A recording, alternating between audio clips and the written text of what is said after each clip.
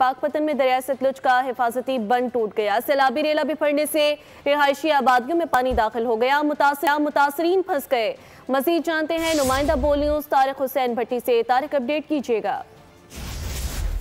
सतलुज का सैलाबी रेला जो है वो बिफर चुका है, हिफाजती बंद जो है वो टूट चुके हैं। पानी जो है वो लोगों के घरों में दाखिल हो रहा है। आप देख सकते हैं कि इस वक्त हम पानी में हैं, तो पानी जो लोगों के घरों में दाखिल हो रहा है। लोग जो है वो यहाँ से अपनी उनकी मुश्किलात जो है वो बढ़ चुकी हैं। लोग यहाँ से नकल मकानी करके महफूज मुकामात की तरफ मुंतकिल हो रहे हैं। यहाँ पे कुछ इलाका मकीन भी मौजूद हैं जो इस सैलाबी रेले की वजह से मुतासर हो रहे हैं। उनसे बात करते हैं। जी बताइएगा, आपको क्या परेशानी है? फसलों की तबाह होने की वजह तो जो भी कुछ है वो मामला तलैद है, लेकिन हुण जिहड़ा ये पानी है ये कटाव की वजह तो लोगों के घर दाखिल हो रही है। तो जिले इंतजामिया जी है वो कुछ भी नहीं इतने आ रही।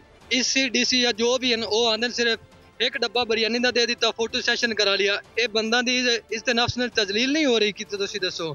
जी, जैसा कि आपने मुतासरीन की बात सुनी, उनका कहना था कि पहले तो हमारी जो फसलें हैं वो बुरी तरह मुतासर हो चुकी हैं, तो अब पानी जो है वो हमारे घरों में दाखिल हो रहा है। हमारे जो जानवर हैं वो इस वक्त भूखे हैं। गवर्नमेंट से उनकी अपील है कि उनके जानवरों के लिए सैलेज का इंतजाम किया जाए, उनको यहाँ से नकल मकानी करके महफूज मुकामात पर मुंतकिल किया जाए। उनके बच्चों के लिए, उनके अहले खाना के लिए खाना और दीगर ज़रूरियात ज़िंदगी की चीज़ों के जो वो गवर्नमेंट ऑफ पंजाब जो है वो उनको मुहैया करे ताकि वो बआसानी अपनी जिंदगी जो है वो गुजार सके। जी बहुत शुक्रिया।